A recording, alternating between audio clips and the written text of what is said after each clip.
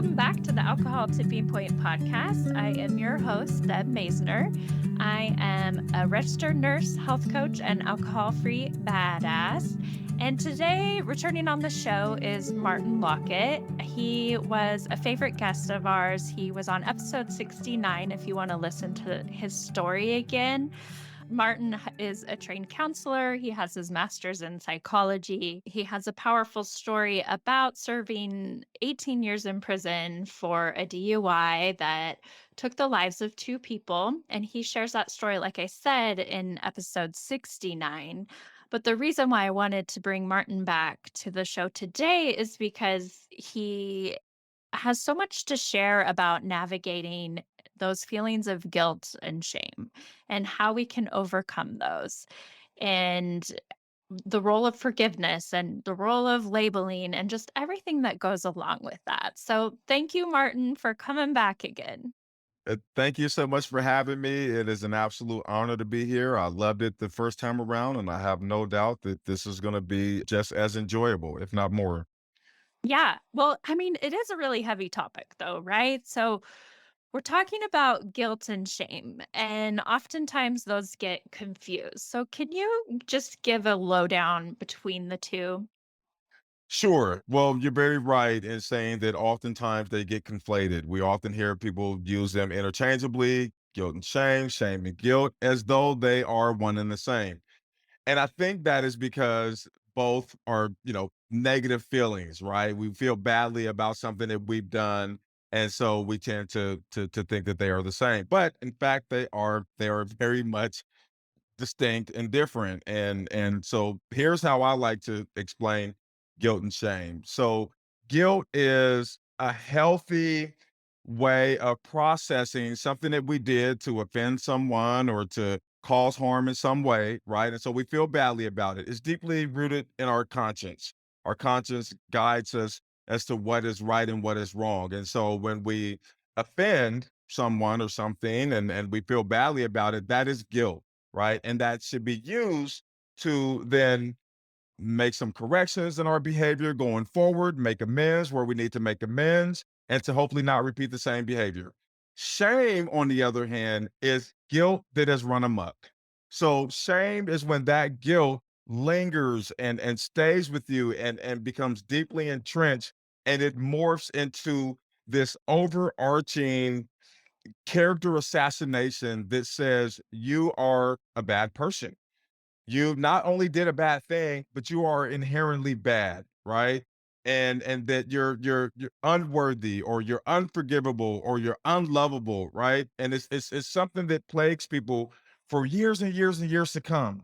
And they just feel that they cannot move past this one thing, right? This terrible, terrible offense.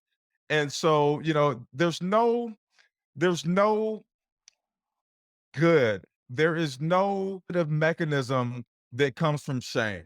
It is literally there to beat you over the head and make you feel like the worst person to ever exist. Guilt, on the other hand, should be embraced. Guilt is what is going to keep you from continuing to make, poor decisions, continuing to harm people.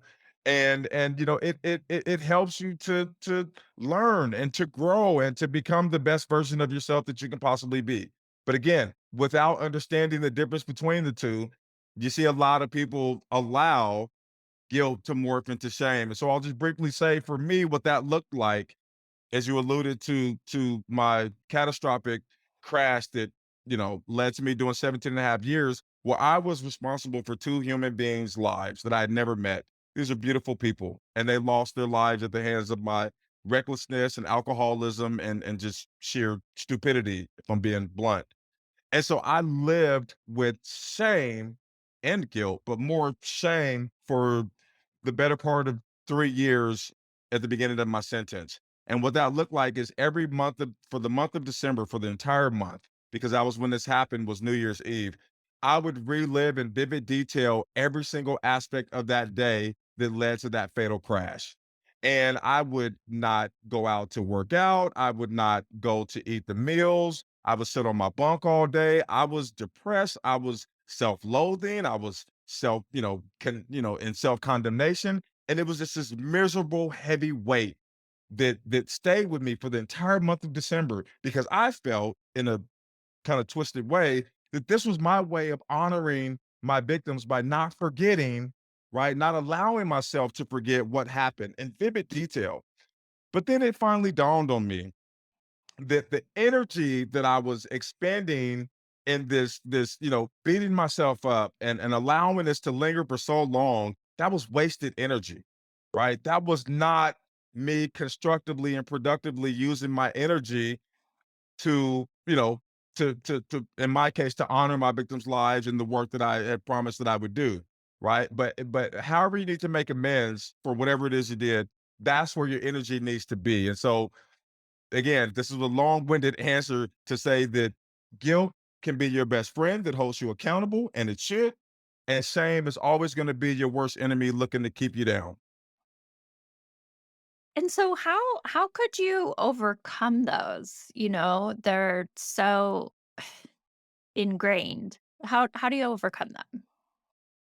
So I think it has to start with first identifying the difference between the two and understanding guilt is served for this purpose, is used for this purpose, and shame is something that's entirely different. So understanding the difference between the two and then asking yourself, right, on a daily basis, how am I using my energy?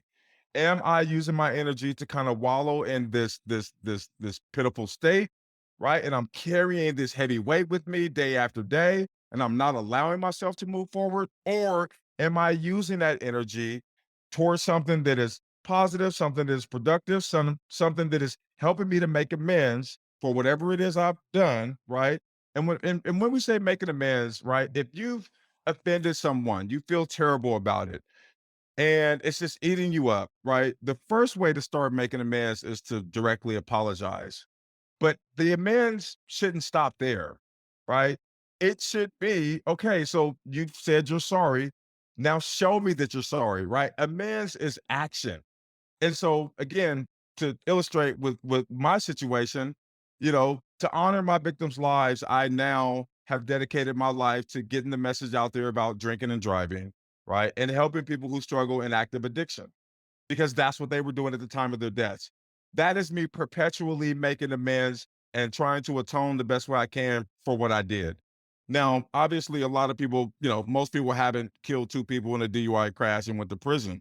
But whatever it is, if you've offended someone in some way, well, then maybe you can channel that energy into being of service to someone somewhere else, or you can volunteer somewhere, or you can just try to work on yourself and be the opposite of that. So if I've been a bully for, you know, a period of time and I feel really bad about that, first I should go and apologize to those that I victimized, but then let me do the total opposite and let me be overly, courteous and polite to people, right? To make amends.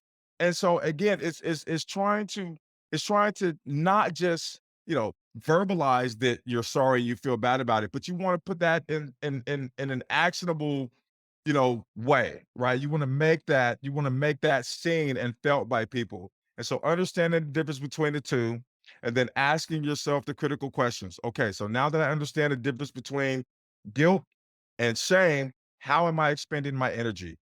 Is it in a way that acknowledges the guilt and now I'm starting to turn the corner and channel that energy into something that is going to help me to be better next time?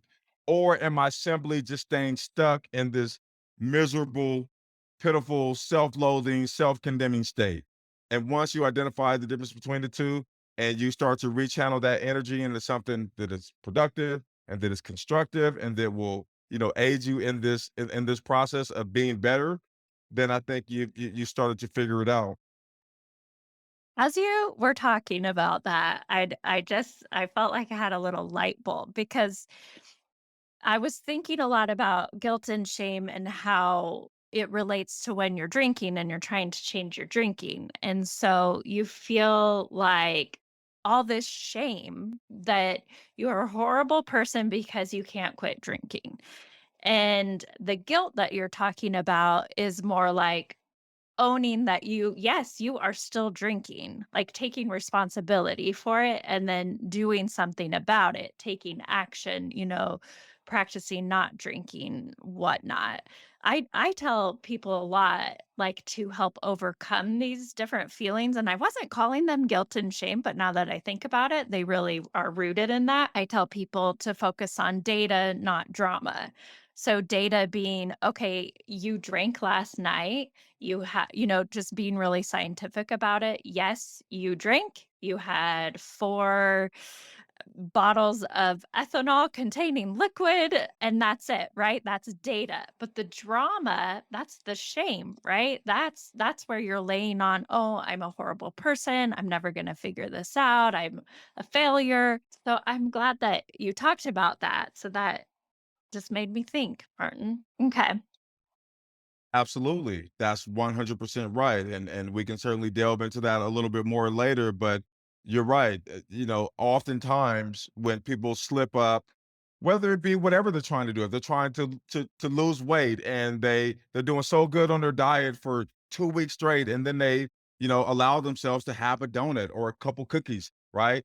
That will turn into this overarching dark cloud of, oh, you see, you're just going to fail every time. You're never going to get this right. You're always going to, fail. And so why even try? And it's just this self defeating mentality. But there is a place where that comes from, right? We don't just, we're not born into this way of thinking, right? And so, you talk about, and we can get into, well, we may as well go there now. So the labeling theory, right? Mhm. So the labeling theory is rooted in sociology, and it came, I think it was instituted back in the 60s or something like that. And they wanted a broader way to explain bad behavior, deviant behavior. And what they came up with was the labeling theory, which in that context, they had related that to institutions, so like the criminal justice system or the school system or the boarding schools or what have you. These institutions that would label kids who misbehaved, right? Oh, you're a criminal or you're a sociopath or you're a miscreant or a deviant or whatever. They would slap these labels on these kids. And that in turn would reinforce that negative behavior. So essentially it became a self-fulfilling prophecy. So if if a kid, is being a kid and they steal a candy bar from the store, right? They're hungry, they go with their friends to the store, they steal a candy bar from the store, and they come back home and their mom finds out, their dad finds out, and they get punished. But then they're also told that they're a thief, right? Not that they stole something and that's wrong and here's why, but you're a thief, right? I've slapped this label on you. And so if they're told they're a thief, then the more they hear that, or they're no good, or they're just like their father, right, who the mom is not very fond of, or they're just a little thug, or whatever it is that they hear in repetition, they start to internalize that and say, you know what, I must be that. How often do you hear people say, well, if you're going to accuse me of it, I may as well go out and do it, right? Because there is something in us that says, if this is what people around me think of me, then I must be that. We, in large part, develop our self concept in the way that we see ourselves, especially as kids, by and large, in the way that people respond to us, how they react to us, and what they tell us about ourselves. That's how we come to form an identity and a self concept, which turns into self esteem, which tells us how we feel about our self concept and who we are. So, by labeling people a certain way, and for those of us who are, have struggled with addiction, we're told that we're druggies, drug addicts, low lives, all these things that are terrible, shaming labels. We internalize that. Well, now we feel like we have to live that out. So now I have to do all the behavior that goes along with this label. And so again, so if we come to see ourselves in these negative lights, right? And we don't see ourselves as competent, capable people with agency and able to, actualize certain things in our lives based on our conduct. If we don't see that as a possibility, because all we're ever going to be are these labels that we have internalized and accepted, then why would we not feel this overarching shame the minute we make one mistake? Because that one mistake reinforces this label I've been hearing about myself my whole life. Right. So I've got to overcome all of this childhood, labeling and being told that I'm all these horrible things. And now I have to essentially, rid myself of all that as an adult and reframe and reshape the way that I see myself. And that is quite an uphill climb, but it can be done. It can be done. Let me just, put that out there. But it is a lot to overcome when it's rooted in childhood.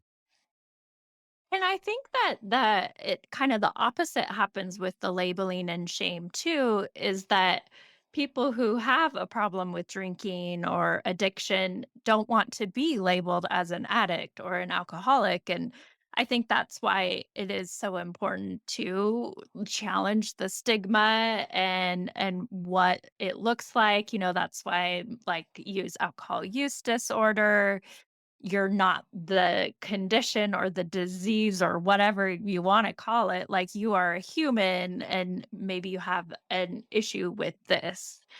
So, the labeling can go both ways, right? Can prevent you from moving on. Absolutely. And so if somebody tells a lie, and we all do, they should not be labeled a liar, right? They were somebody who told a lie. If somebody struggles with alcohol, then they are a person who struggles with alcohol, but not an alcoholic, right? And I get at AA and NA meetings, you introduce yourself, I'm such and such, but you see, that's why so many people have come up with ways to identify themselves other than those, pejorative. There you go, alcohol-free badass. Exactly. When I open up at an AA meetings, "Hi, my name is Martin. I'm a recovering alcoholic," right? I have to qualify it. I'm recovering. I'm not just an alcoholic, right? Because for a lot of people, that is a shameful and a self-shaming label, right? If it's only been used at you in a negative way, which in most cases it has. Oh, you're just an alcoholic. Oh, you're never going to succeed. Oh, you're just a drug addict. You're just an addict, right? That is that's a very defeatist way of looking at yourself, right? Because you're more than just that, right? You're so many other things, and if that's all that people see you as, then that kinda has it's gonna have a not so good effect, and so I like that people are finding their own labels that work for them, right? Because here's the thing, it becomes much more important what we tell ourselves about ourselves than what other people tell us about ourselves, right? Over time, what we internalize and the messages and the self-talk, and so we talk about that when we try to get people to overcome these horrible feelings, talk about affirmations and positive self-talk and things like that, because the messages that you feed yourself over time become, more permanent in your life than what other people tell you about yourself.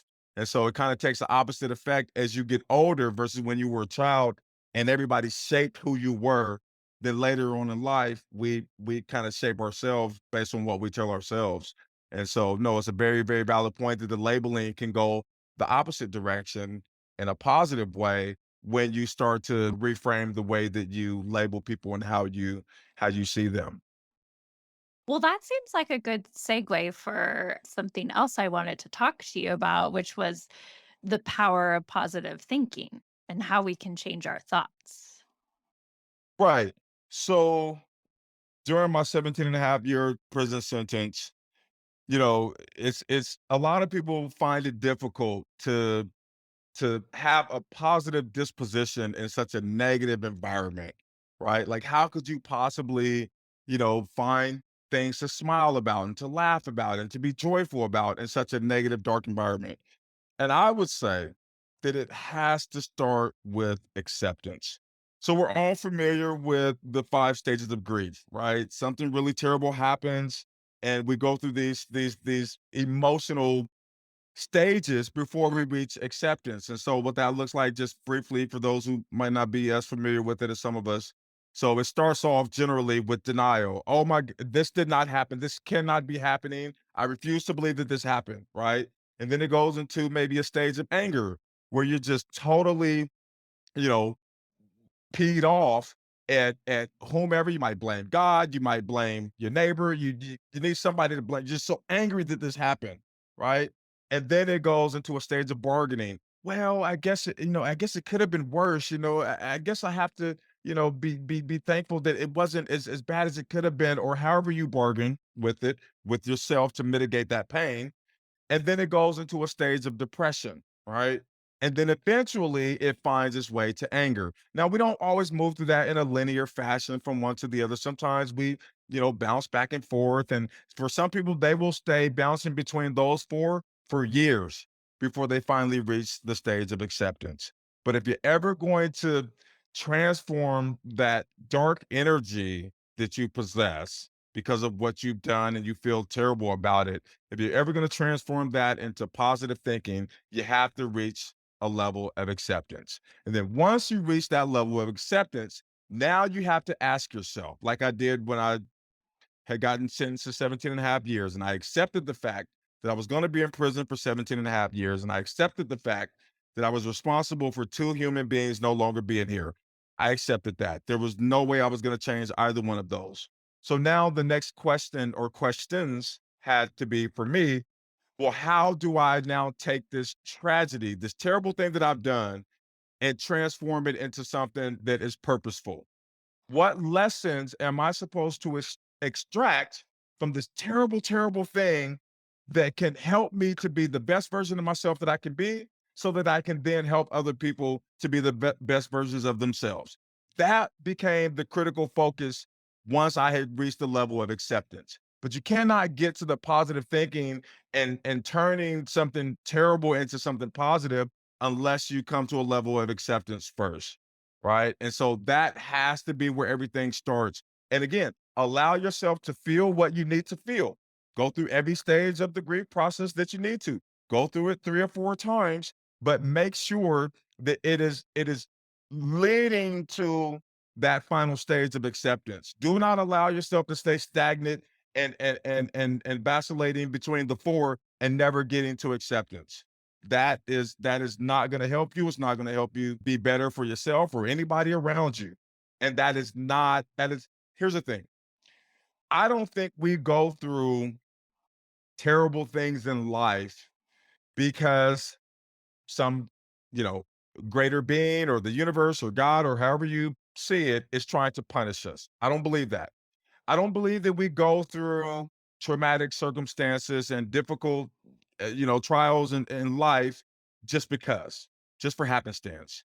I believe that we go through very difficult circumstances in life so that we can learn critical life lessons that we could not have gotten any other way because we know adversity breeds that, right? You don't get that from just walking through life and everything is so great and oh, my life is so beautiful. Aren't I so blessed and lucky? We wouldn't learn a thing, right? But we go through these trials and these fires so that we can learn critical life lessons that we are to use for ourselves and our own enhancement and enrichment so that we can then pass on to the next person, right? This is our kind of our individual duty to ourselves to learn what we're supposed to learn from that particular situation so that we can then offer our fellow man and woman and humanity something that is invaluable. That's what I believe. Right. And so again, we cannot and will not get there, however, unless we first reach a level of acceptance. Boom.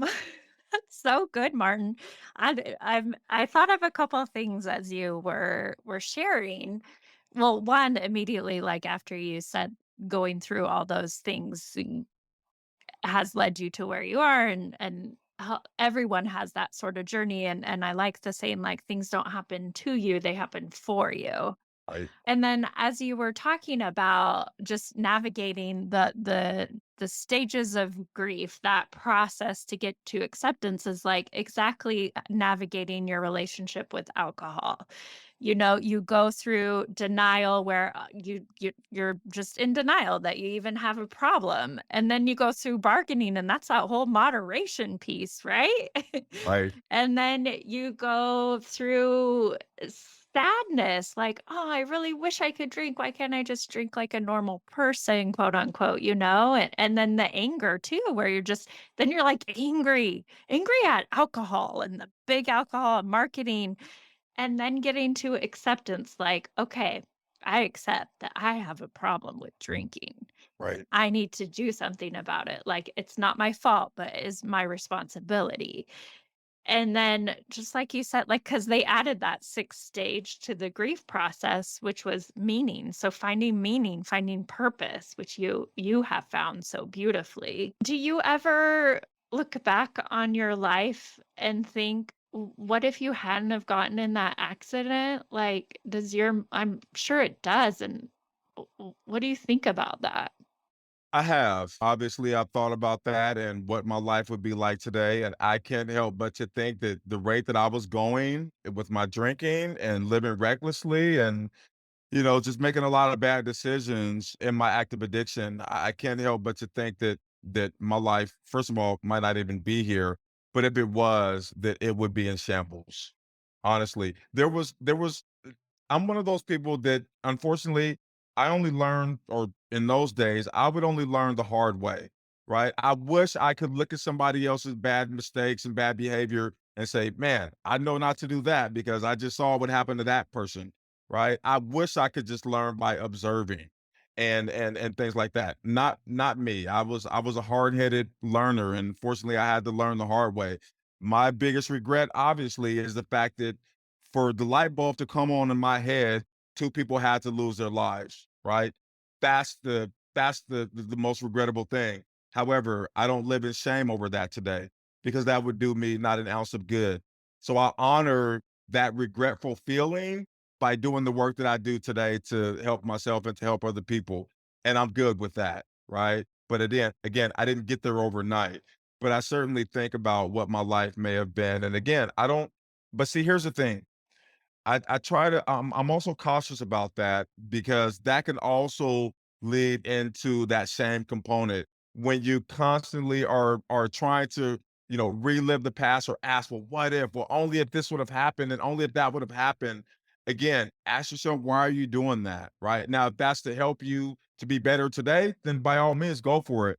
But if it's only, if it's only breeding more negative feelings and regretful feelings, and that can quickly turn into shame. So you have to be, cognizant as to why you're kind of relitigating that part of your life in your head or ruminating on that. And I try to be cautious about that and not spend too much time in the past, if I'm being honest with you. Yeah, I think that's a lesson for everyone no matter what has happened in the past. Like, the past is the past and you have no control over it. The only control you have over is the present moment. That's the power of now, and you have influence over the future. So, Mhm. easier said than done. Right. Well, no, but it's a daily reminder. Like if you literally have to write it down or put it on your mirror or, again, repeat it to yourself, three times in the morning, three times in the afternoon, three times in the evening. However, you have to instill that in your brain. And it's not that once you have it, okay, I have it, I never have to think about it again.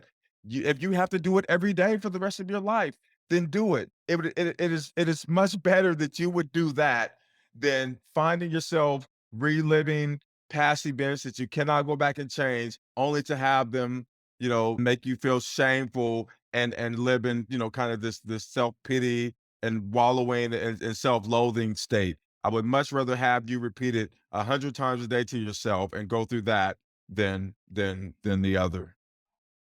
And what would you be repeating? What would you be writing down on your notes?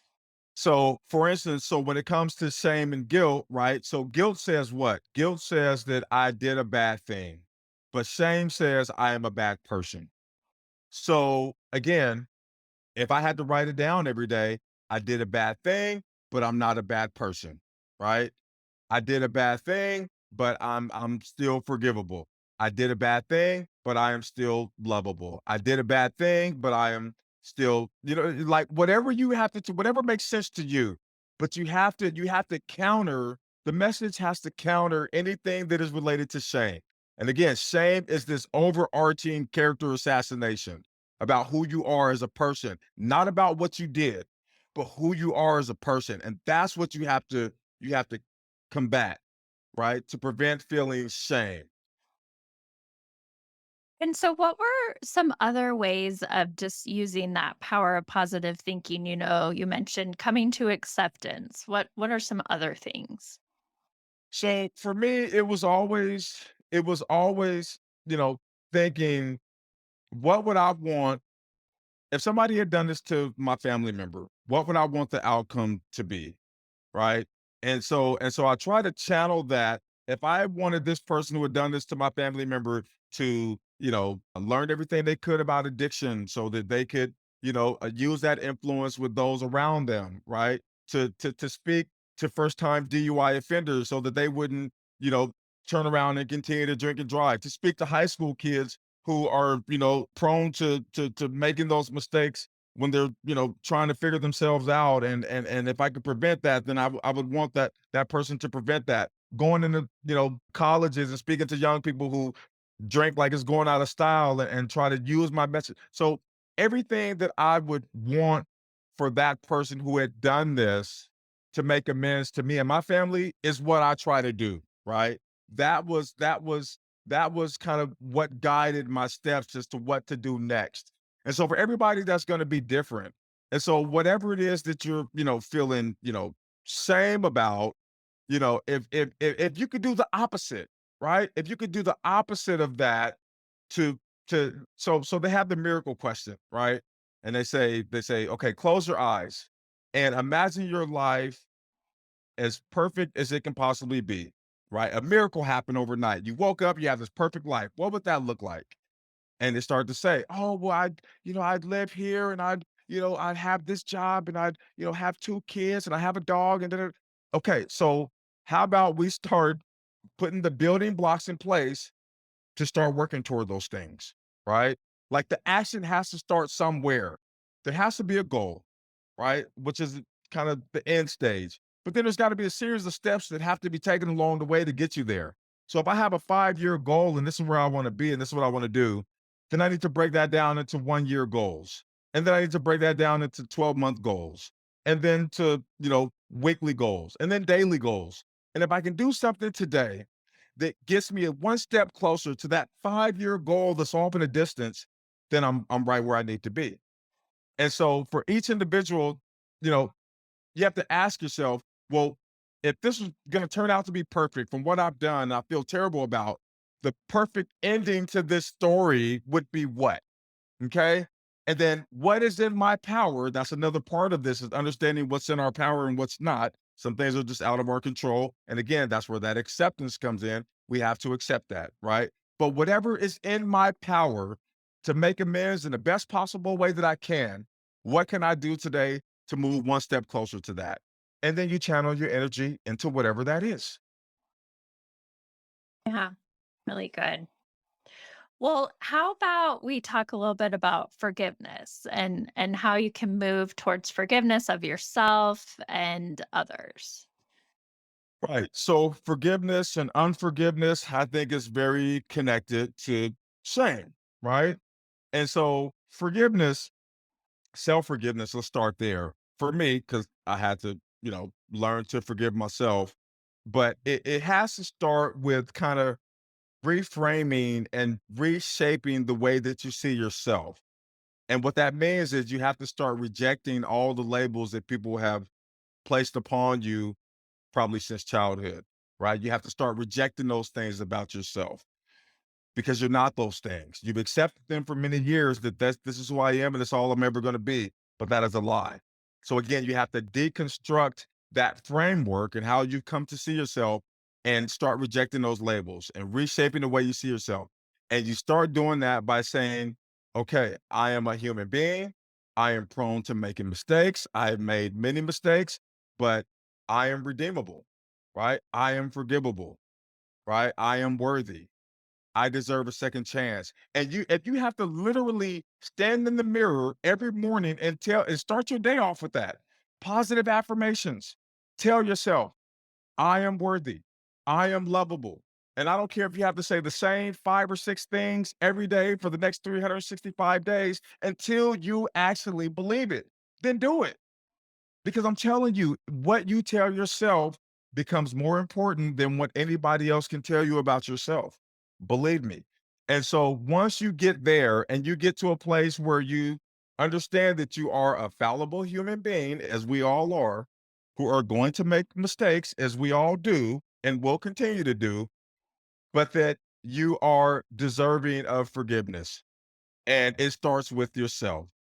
You deserve to forgive yourself, right? So once you reach that place of self forgiveness, then I think it naturally would follow that it becomes easier, maybe not easy. That's why easier, I put that emphasis, easier to forgive other people for what they've done, because now understanding that you yourself are a fallible human being who's going to make mistakes but still deserve forgiveness, then likewise other people are fallible human beings who are going to make mistakes who likewise deserve forgiveness, right? So it becomes easier to forgive them. Now, let me say this.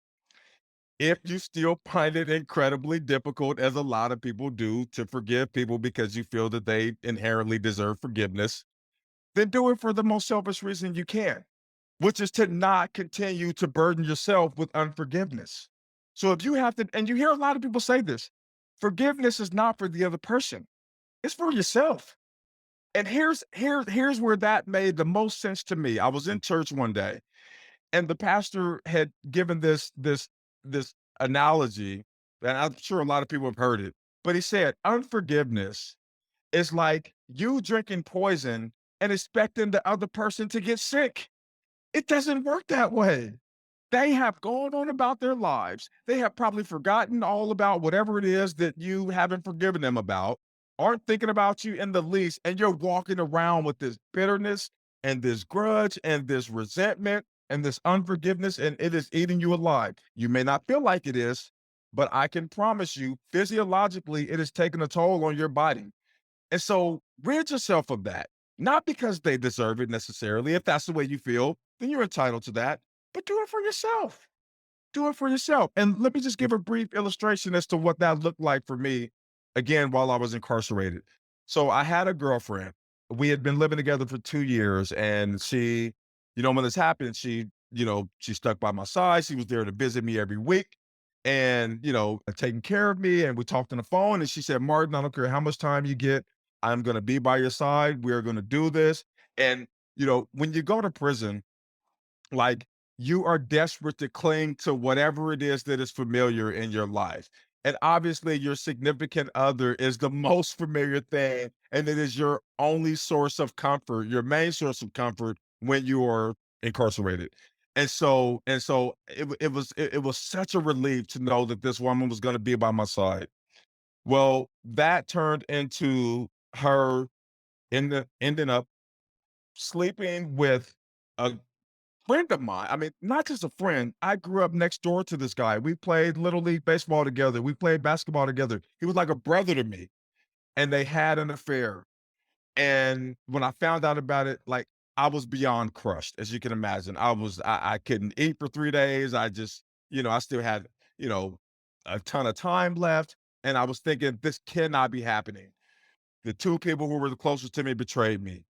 And then when I heard that statement from the pastor months later, I said, gosh, I got to find a way to forgive them. I don't want to forgive them. They don't deserve it. How could they do this to me? I just can't do it.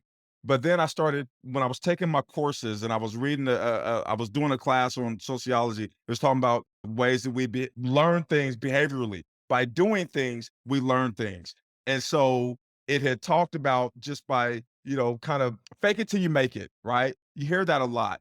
Well, even if you don't feel like it, just fake it till you make it. And so what that looked like for me was me having a conversation with both of them individually and expressing to them that I had forgiven them. Now, in my heart, I didn't feel that I had forgiven them. I really did. But I told them, I said, I gotta say this just because, like, eventually maybe it'll work. So, like, I told them I had forgiven them. And then every day I would repeat to myself, Martin, you forgave them. Martin, you forgave them. Why are you feeling this way? You forgave them already, right? And eventually, it took. I don't know how long it took for it to actually set in, but eventually, I really woke up one morning and felt that I had forgiven them, that I was no longer carrying this hatred and this resentment and this burden. And so, again, it wasn't for them. It wasn't because I believed they deserved it. No, I didn't believe they deserved it, if I'm being honest with you, but it was for me. I didn't want to continue to be straddled with this burden of unforgiveness and resentment toward these people. I wanted to move on in my heart and in my life. And so that was the step that I had to take to ensure that that happened. So again, you start with forgiving yourself, understanding that you are deserving of forgiveness because you make mistakes. And then it allows you to be able to forgive other people easier. And if you don't feel like forgiving them for them, then you do it for yourself. Hmm. Yeah, so good. I feel like we've covered a lot, like guilt and shame and labeling and positive thinking and forgiveness. What else do you think would be important for those who are listening? Well, when you talk about substance use because there's so much stigma around it, and I know we talked about that, but I just kind of want to reiterate that oftentimes we use drugs and alcohol to numb the feelings, right? So we don't feel the feelings. But then we feel worse about it because we know that we probably shouldn't be using. And people have told us that, our families and our friends have, made us feel badly about it. And so now the shame is even deeper, right? So we keep ourselves in this cycle of shame and guilt, but more so shame than guilt, and we just can't seem to pull ourselves out of it. But you know, the good news is that there is hope. And the good news is that you don't have to continue to live in this shame and this self-fulfilling prophecy and this cycle of never feeling like you're ever going to overcome this and you're going to beat this. And that there is help out there. And if you dial 3 digits 988 wherever you are, whatever state locale that you're in, you will get a mental health professional on the line. You may get me if you're in Oregon, or you'll get one of my wonderful colleagues, or you'll get anybody in your state who can connect you with mental health resources, with counselors who very much know the difference between shame and guilt and will help you to overcome that and obviously to deal with the substance use issues themselves. And so just so you know that you're not alone in feeling this shame, we all have felt it. Many of us still feel it today, but that there is a path forward. You do not have to continue to be saddled with shame.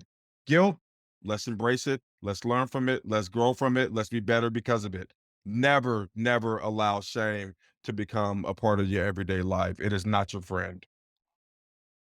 I feel like I want to clap. This is so helpful. I think that this will help a lot of people. I just want to reiterate because this was something new I had learned recently from so in the United States now there is one number 988, right? And that is the crisis line. Can you just describe that a little bit more? It's the behavioral health line. So it was a national initiative that went into effect on July 16th because we have 911 for, emergencies. And so we felt us in the behavioral health field, mental health field, we wanted a quick, easy number for people to dial when they're in a behavioral crisis. So whether that means you're struggling with suicide, suicidal ideation, or you're just having a bad day, right? As we all do, and we don't always have a support system where we could call somebody and talk to someone, or maybe we don't want to burden our family and friends with this problem, this issue that we're having. That's fine. Pick up the phone and dial 988 and talk to a complete stranger anonymously. You don't even have to give your first name or anything, but you just want to talk about what is going on and what is plaguing you. And you will be met with validation and empathy and comfort and understanding. And I'll tell you, a lot of my colleagues have dealt with substance use disorders or other, mental disorders and have found ways to, get treatment and overcome and coping mechanisms and all these things that have enabled us to now be able to help others who are struggling. And so again, 988 is there 24/7 around the clock. We can connect you with resources, in-person resources, online resources, free resources, insurance-based resources, you name it, and we have it. And so please, please do not hesitate to dial 988 if you are having a bad day and need somebody to talk to.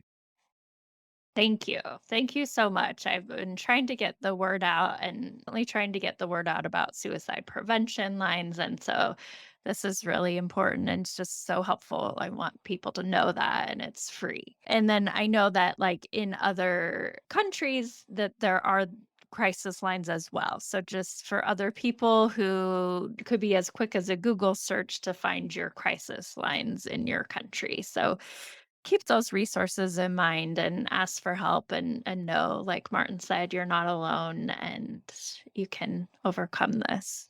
That's right.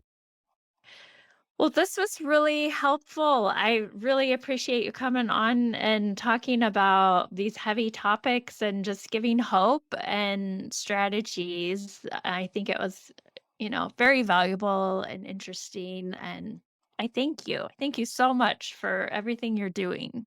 Well, thank you again for having me. And this was a very important topic, and I hope that a lot of people come away with something that they can apply to their own lives or someone they may know who is struggling with feelings of shame. And again, we all, have an obligation and responsibility to each other to do right and be better for ourselves and for those in our community. So, thank you so much for having me and for having a discussion around a very important topic. Yeah, thanks, Martin. And remind people how they can find you. Easiest place is probably on Instagram. If you're on Instagram, it's at Martin L. Lockett, or you can just go to my website at martinlockett.com. And maybe if you need someone to talk to and you get lucky enough to have Martin, and sounds like there's many other Martins out there to talk to as well. So that's so reassuring. I'm so glad that you shared that. All right. Well, thank you again. Absolutely. Thank you so much.